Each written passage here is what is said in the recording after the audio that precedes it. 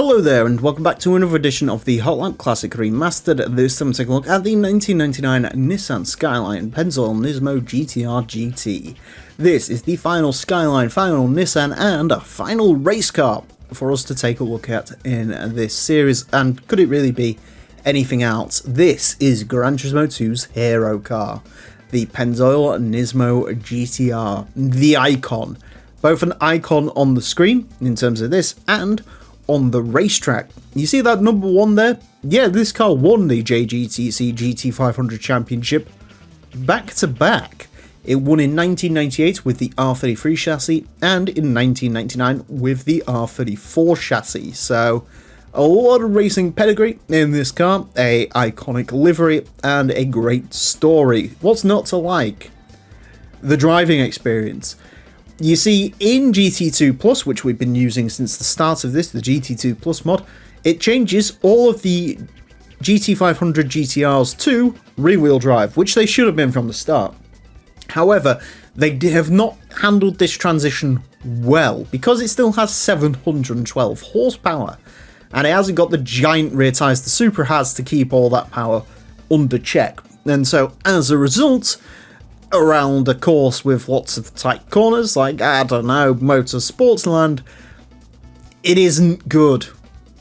So I'm not looking forward to this, as much as I should be, because again, final race car should be a momentous achievement.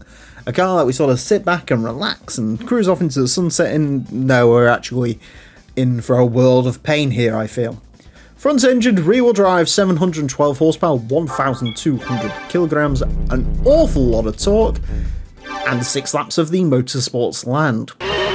It is going to get those 6 laps to set the best time it possibly can. Currently it is the Suzuki Scudo Pikes Peak version. That car set a time of a 25.696.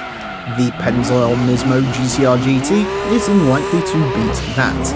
In terms of where this is going to go, the last GT500 Skyline to take on the course was the R34 Skyline, and that set the quickest time for any of these cars yet, a 28.576, which is quite a gauntlet, because from what I remember, that was a very on-point lap, so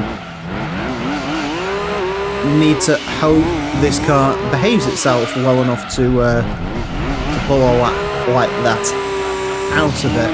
And in this car, yeah, that's never a given, because even like that was a fine lap. Ooh, okay, that was a fine lap, 28.622. I was about to say I didn't think that was a very good one, but it actually was okay. I think it's this first sector, but everything else sort of seems to come together fairly well for it.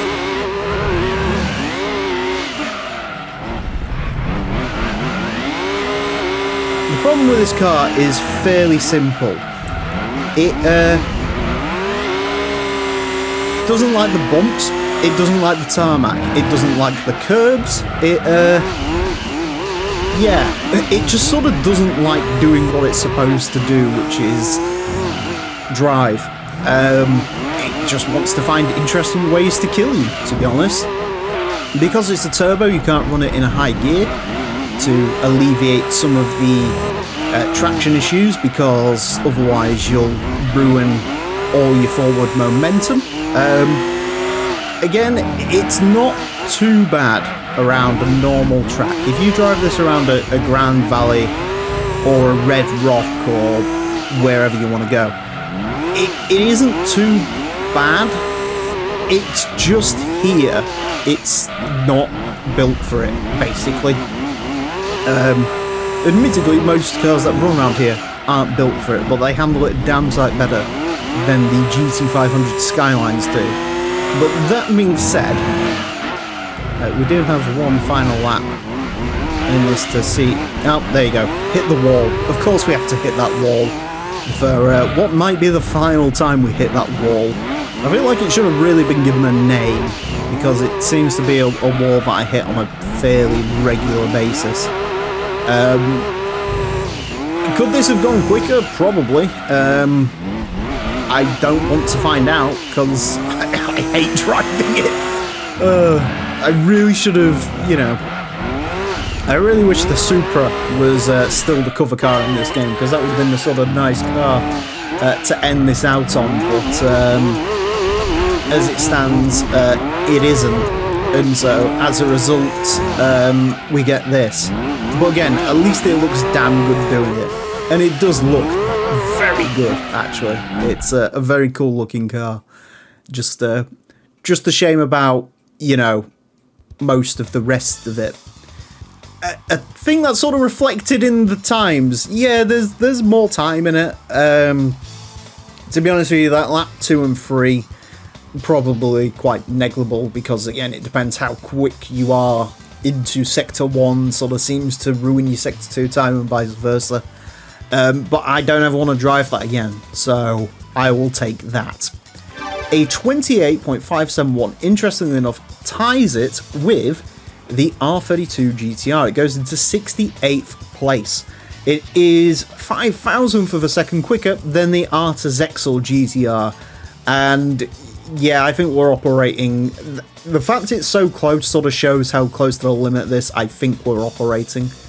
It is quicker than a Jaguar XJR15, quicker than the Vauxhall Calibra Super Touring Car, quicker than TVR Server LM Edition, Mine's R34, CLK race car. So, don't get it twisted, this is still a hilariously fast vehicle, one of the top tier.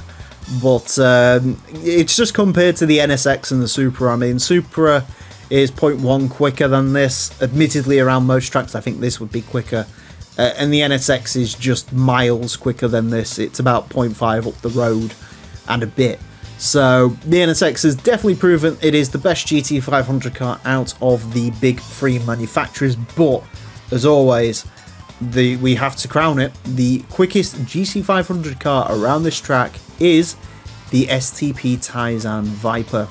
And that means the quickest race car is the Escudo. Who could have saw that one coming? Anyways, we're not done yet.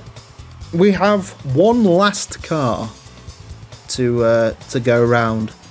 And see if you can guess what it is in the comments. But anyone being observant, you might be able to tell. Anyways, that's it for this episode. Thank you all very much for watching. Join me next time for one final run. Until then, farewell.